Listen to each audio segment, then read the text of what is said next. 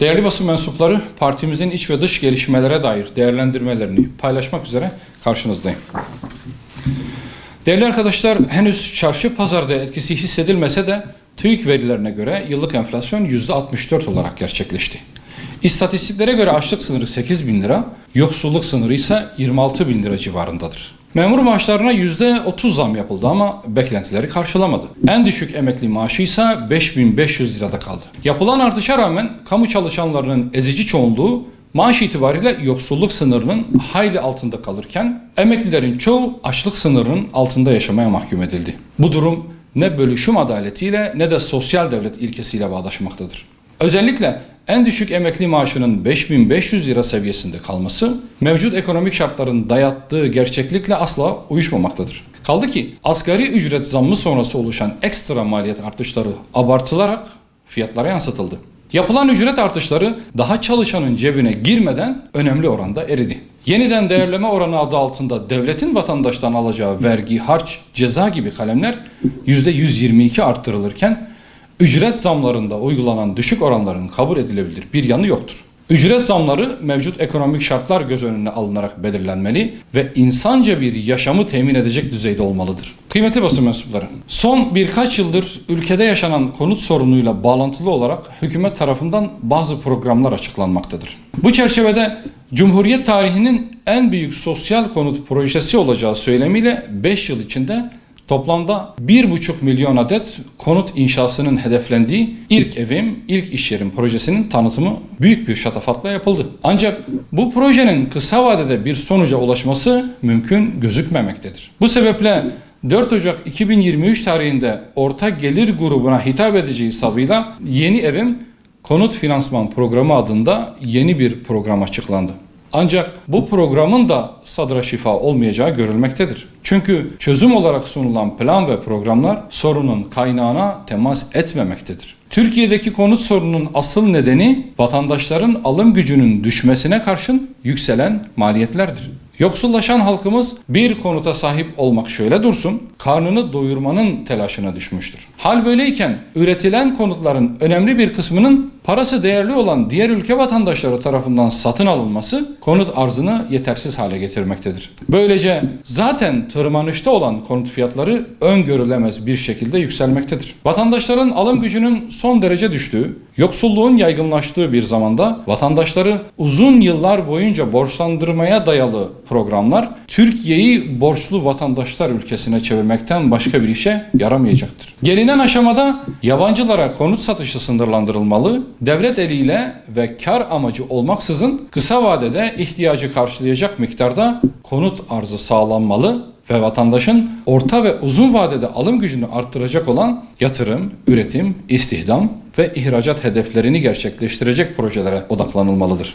Değerli basın mensupları, 2023 yılı için uygulanacak araç muayene ücretlerine yeniden değerleme oranında yani %122 zam yapıldı. Yapılan zamla birlikte bir aracın muayene ücreti 507 liradan 1130 liraya yükseltildi. Araç muayene işlemleri ve ücretleri vatandaşı mağdur etmektedir. Bir aracın muayene süresi sadece 10 dakikadır. Muayenede herhangi bir tamirat ve parça değişimi de yapılmamaktadır. Talep edilen ücret Türkiye şartlarında yapılan işe göre çok yüksektir. Araç muayene istasyonları Merkez Bankası'ndan bile daha fazla para kazanmaktadır. 2007 yılına kadar araç muayenesini devlet cüzi bir ücret karşılığı yapmaktaydı. Daha sonra ücretin yarısı devlete kalmak kaydıyla muayene işlemi özelleştirildi. Oysa o zamanki mevcut muayene istasyonlarının teknolojisi ve standartları yükseltilerek bu hizmet devlet tarafından pekala verilebilirdi. Türkiye'de her yıl en az 15 milyon aracın fenli muayenesi yapılmaktadır. Devlet vatandaşın cebinden birilerinin cebine adeta bir servetin transferine aracılık etmektedir. TÜİK'in açıkladığı enflasyon oranı bile %122 değilken 10 dakikalık bir kontrol için vatandaştan 1130 lira alınması soygundur. Gecikme bedeli olarak da üzerine her ay için %5 faiz eklenmektedir. Sadece gecikme faizi yıllık %60 olmaktadır. Merkez Bankası bile faizi tek haneye indirmişken vatandaşa uygulanan %60'lık oran çok yüksektir.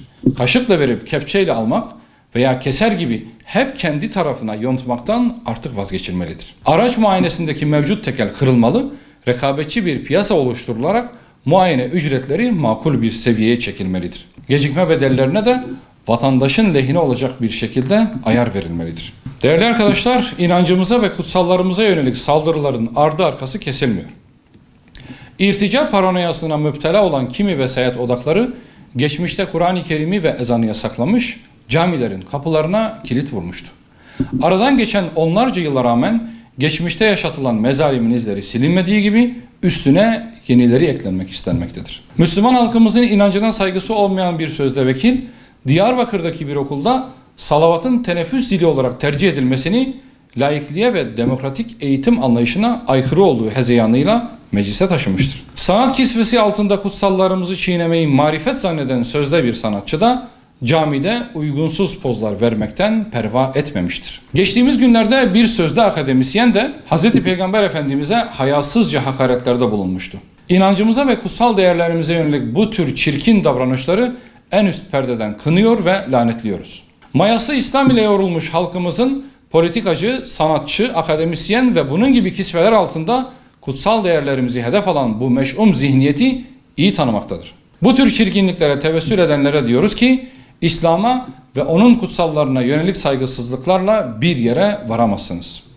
Kutsallarımıza saldırmaktan vazgeçin ve Müslüman halkımızdan özür dileyin. Hükümeti de kutsallarımızı hedef alan saldırılara karşı tedbir almaya, meydana gelen menfur hadiselerle ilgili etkin soruşturmalar yapmaya ve inanç değerlerimize yönelik hakaretlerin cezasız bırakılması politikasından vazgeçmeye davet ediyoruz.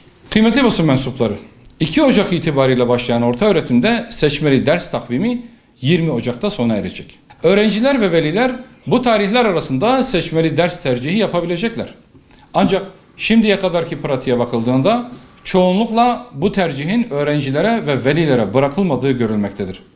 Okul idarecileri seçilen birçok ders için öğretmenin olmadığını belirterek öğrenciyi ve veliyi seçtiği derslerden vazgeçirmektedir. Öğrencilerimiz ve velilerimiz bu konuda hassas olmalı, tercihi okul idarecilerine bırakmamalıdırlar.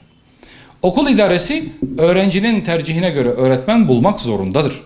Öğrenciler özellikle yaşayan diller ve lehçeler dersinde kendi ana dillerini tercih etmelidirler. Okul idareleri bu konuda hassas olmalı, öğrenci ve velilerin tercihlerine göre öğretmen ayarlamalıdır. Hükümet tercih edilen seçmeli dersler için yeteri kadar öğretmen ataması yapmalı, öğrencileri istemedikleri tercihlere mecbur bırakmamalıdır. Sorunun nihai çözümü için ana dilde eğitimin önündeki her türlü engel kaldırılmalı ve daha fazla geciktirilmeden bu haklı talep karşılanmalıdır. Müslüman bir ülkede dini değerleri anlatan derslerin müzik ve resim dersleri kadar önemli görülmeyip seçmeli olması kadar abes bir durum olamaz. Kur'an-ı Kerim, Peygamberimizin hayatı ve temel dini bilgiler zorunlu dersler arasına alınmalıdır. Velisinin bu dersleri almasını istemediği öğrenci ise elbette muaf tutulmalıdır. Değerli basın mensupları, 2022 yılında onlarca mahkum hastalık sebebiyle cezaevinde hayatını kaybetti. Cezaevinde tedavi olamadığı için hastalıktan ölmek normal değildir. Hiç kimse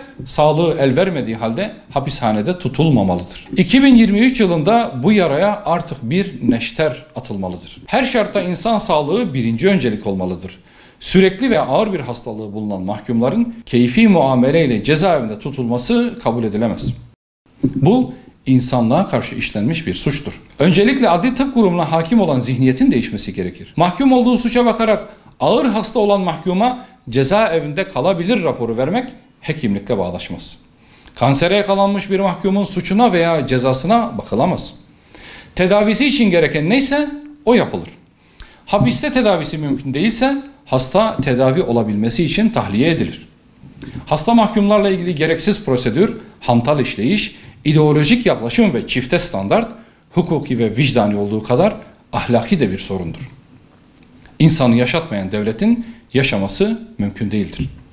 Hükümetin her kamuoyu baskısından sonra sorunun farkındayız, çözeceğiz demesiyle bu sorunlar kendiliğinden çözülmez. İdeolojik sahiplerle ağır hastaya sağlam raporu veren hekimlerden bunun hesabı sorulmalıdır. Adli Tıp Kurumu tekeli kırılmalıdır. Tam teşekküllü devlet hastanelerinin verdiği rapor tahliye için yeterli sayılmalıdır. Ağır hastalık durumunda cezaevi idaresinin de savcısının da aleyhte takdir yetkisi olmamalıdır. İnsani olmayan ve suistimallere açık tüm kanuni düzenlemeler acilen değiştirilmelidir. Değerli arkadaşlar, geçtiğimiz günlerde Diyarbakır'da kolluk mensuplarının sokakta asayiş uygulaması yaptığı sırada bir vatandaşa uygulamış olduğu şiddete ilişkin görüntüler keyfi davranışların yeni bir örneğidir. Özellikle bölge illerinde vatandaşlara karşı gösterilen kaba ve sert tutum toplumda derin yaralar açmakta ve bir güvensizlik ortamı oluşturmaktadır. Vatandaşları korumakla görevli polis memurlarının vatandaşlara düşmanca yaklaşımı menfur hadiseler doğurmakta, problemleri de sürekli hale getirmektedir. Bunun temel sebebi ise siyasi ortamın güvenlikçi politikalardan beslenmesi, kolluğu sert davranmaya teşvik etmesi ve ne yazık ki yargı mekanizmasının da cezasızlık güvencesi sağlamasıdır. Türkiye bir hukuk devleti ise polis veya jandarma dahil bütün kamu görevlileri hukuk sınırları içerisinde hareket etmek zorunda oldukları bilinciyle yetiştirilmelidir. Hangi makamda olursa olsun kötü muamele yapma hakkı hiçbir kişi ya da meslek grubuna tanınmamıştır. Şiddet problemleri çözücü değil, aksine derinleştirici bir işleve sahiptir. Durum böyleyken Türkiye'yi geçmişteki toplumsal kırılmalara sevk edecek hukuk dışı davranışlar en ağır şekilde cezalandırılmalıdır. Asker veya polis sırtı sıvazlanarak değil, hukuk ve insan hakları bilinciyle göreve uğurlanmalıdır. Temel haklar titizlikle korunmalıdır. Türkiye'nin neresinde olursa olsun bu tür uygulamaların artık tarihe karışması gerekir. Kıymetli basın mensupları, Cumhurbaşkanı Erdoğan'ın Suriye Devlet Başkanı Beşar Esad ile bir araya geleceğine dair açıklaması bölgesel barışın sağlanması yolunda önemli bir adımdır. 12 yıldır devam eden ve yüz binlerce sivilin hayatını kaybetmesine neden olan Suriye İç Savaşı siyasi müzakere yoluyla artık sona erdirilmelidir. Yıllardır ABD ve Rusya'nın vekalet savaşı sahasına dönüşen Suriye'de çözüm ancak bölgesel işbirliği ile sağlanabilir.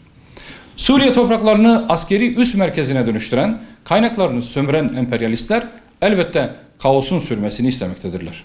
ABD'nin Türkiye'nin Suriye rejimiyle görüşmesine karşıyız açıklaması da bu doğrultuda değerlendirilmelidir.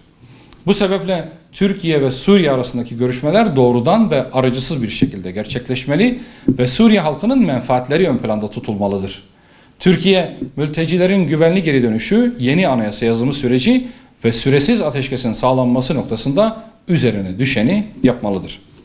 Evet değerli basın mensubu arkadaşlar, benim paylaşacaklarım bunlar. Hepinize hayırlı günler diliyorum.